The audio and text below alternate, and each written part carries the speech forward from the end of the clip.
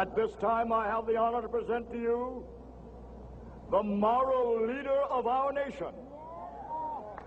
I have the pleasure to present to you Dr. Martin Luther King, Jr.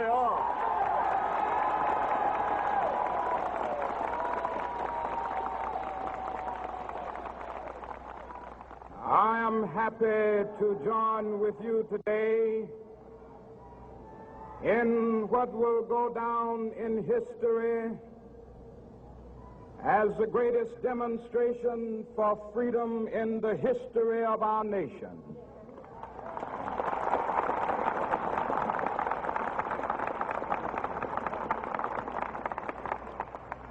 Five score years ago,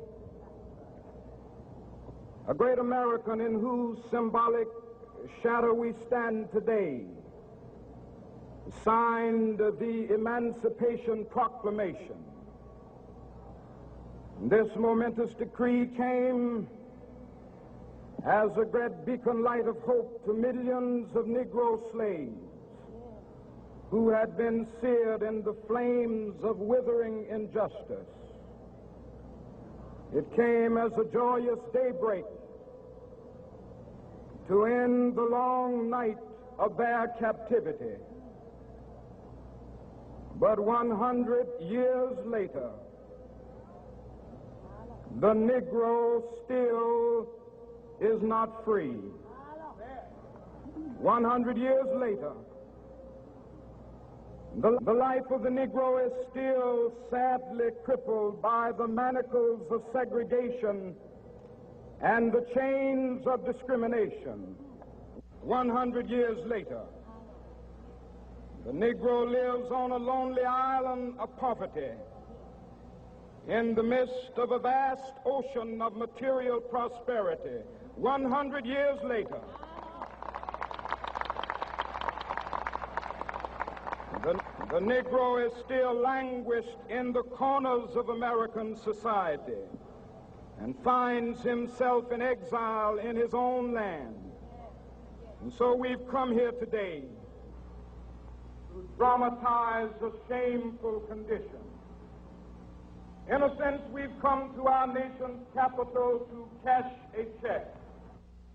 When the architects of our republic wrote the magnificent words of the Constitution and the Declaration of Independence, they were signing a promissory note to which every American was to fall heir. This note was a promise that all men, yes, black men as well as white men, would be guaranteed the unalienable rights of life, liberty, and the pursuit of happiness. It is obvious today that America has defaulted on this promissory note insofar as her citizens of color are concerned. Instead of honoring this sacred obligation, America has given the Negro people a bad check, a check which has come back marked insufficient funds.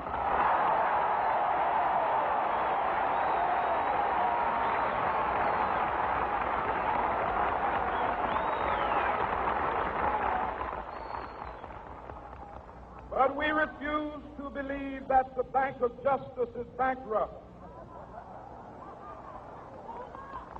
We refuse to believe that there are insufficient funds in the great vaults of opportunity of this nation. So we've come to cash this check, a check that will give us upon demand the riches of freedom and the security of justice.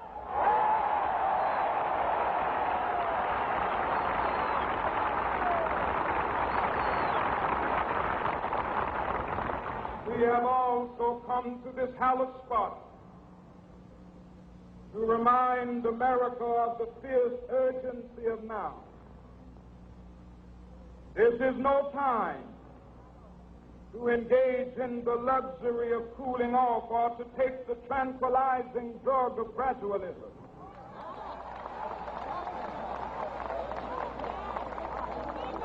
Now is the time to make real the promises of democracy. Now is the time to rise from the dark and desolate valley of segregation to the sunlit path of racial justice. Now is the time to lift our nation from the quicksands of racial injustice to the solid rock of brotherhood. Now is the time to make justice a reality for all of God's children. It would be fatal for the nation to overlook the urgency of the moment. This sweltering summit of the Negro's legitimate discontent will not pass until that is an invigorating autumn of freedom and equality. 1963 is not an end, but a beginning. Those who hope that the Negro needed to blow off steam and will now be content will have a rude awakening if the nation returns to business as usual.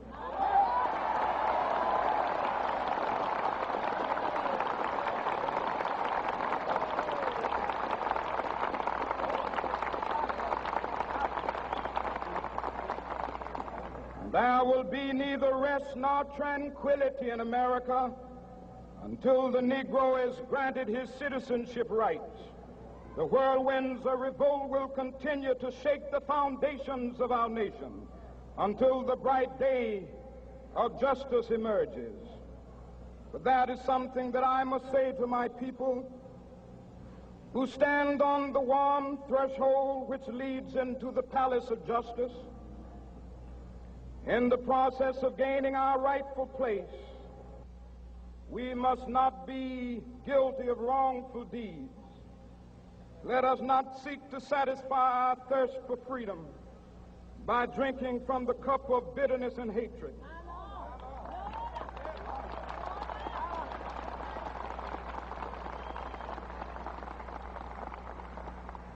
We must forever conduct our struggle on the high plane of dignity and discipline.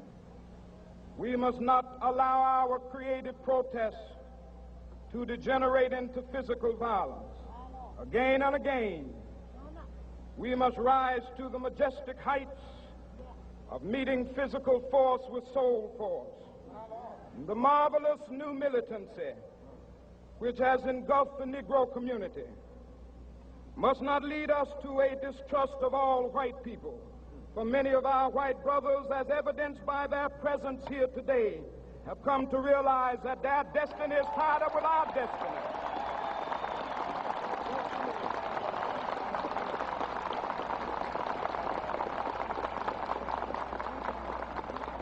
And they have come to realize that their freedom is inextricably bound to our freedom. We cannot walk alone. And as we walk, we must make the pledge that we shall always march ahead. We cannot turn back. There are those who are asking the devotees of civil rights, when will you be satisfied? We can never be satisfied as long as the Negro is the victim of the unspeakable horrors of police brutality. We can never be satisfied as long as our bodies, heavy with the fatigue of travel, cannot gain lodging in the motels of the highways and the hotels of the cities.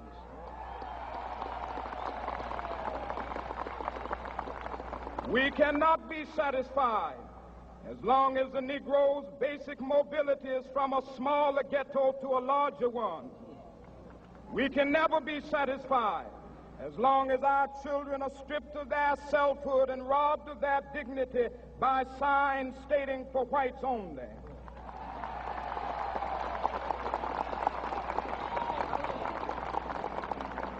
We cannot be satisfied as long as a Negro in Mississippi cannot vote and a Negro in New York believes he has nothing for which to vote.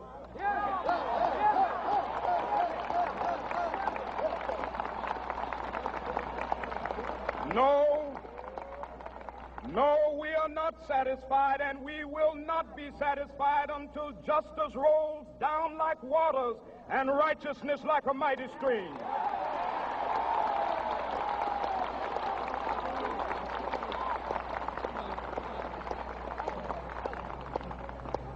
I'm not unmindful that some of you have come here out of great trials and tribulations. Some of you have come fresh from narrow jail cells. Some of you have come from areas where your quest for freedom left you battered by the storms of persecution and staggered by the winds of police brutality. You have been the veterans of creative suffering. Continue to work with the faith that unearned suffering is redemptive.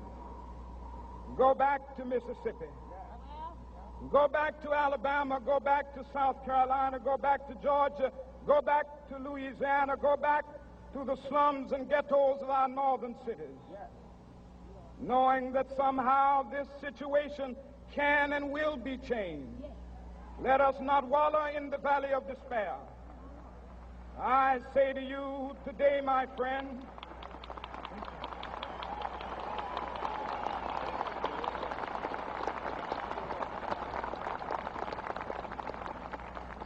so even though we face the difficulties of today and tomorrow, I still have a dream. It is a dream deeply rooted in the American dream. I have a dream that one day this nation will rise up and live out the true meaning of its creed. We hold these truths to be self-evident, that all men are created equal.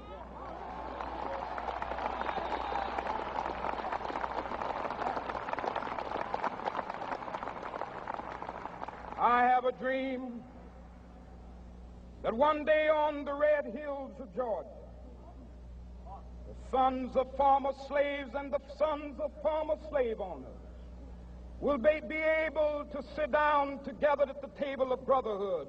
I have a dream that one day, even the state of Mississippi, a state sweltering with the heat of injustice, sweltering with the heat of oppression, will be transformed into an oasis of freedom and justice. I have a dream that my 4 little children will one day live in a nation where they will not be judged by the color of their skin, but by the content of their character. I have a dream today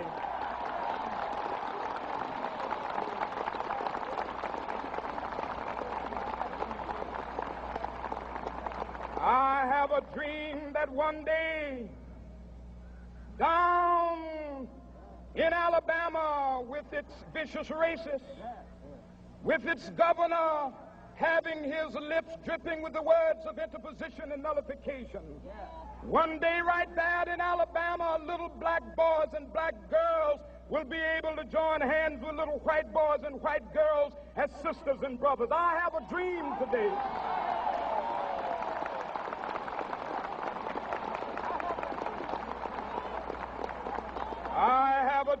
that one day every valley shall be exalted, and every hill and mountain shall be made low, the rough places will be made plain, and the crooked places will be made straight, and the glory of the Lord shall be revealed, and all flesh shall see it together. This is our hope. This is a faith that I go back to the South with.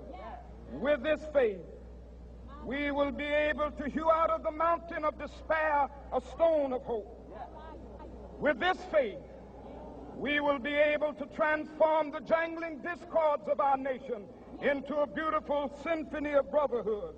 With this faith, we will be able to work together, to pray together, to struggle together, to go to jail together, to stand up for freedom together, knowing that we will be free one day.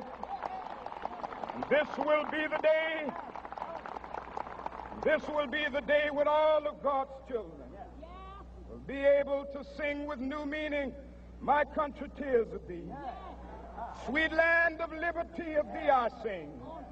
Land where my fathers died, land of the pilgrim's pride. From every mountainside, Let freedom ring, and if America is to be a great nation, this must become true. And so let freedom ring from the prodigious hilltops of New Hampshire. Let freedom ring from the mighty mountains of New York. Let freedom ring from the heightening Alleghenies of Pennsylvania. Let freedom ring from the snow-capped Rockies of Colorado. Let freedom ring from the curvaceous slopes of California. But not only that, let freedom ring from Stone Mountain of Georgia. Let freedom ring from Lookout Mountain of Tennessee. Let freedom ring from every hill and molehill of Mississippi, from every mountainside. Let freedom ring, and when this happens, and when we allow freedom ring, when we let it ring from every village and every hamlet, from every state and every city, we will be able to speed up that day when all of God's children, black men and white men, Jews and Gentiles, Protestants and Catholics, will be able to join hands and sing in the words of the old Negro spiritual, free at last, thank God Almighty, we are free at last.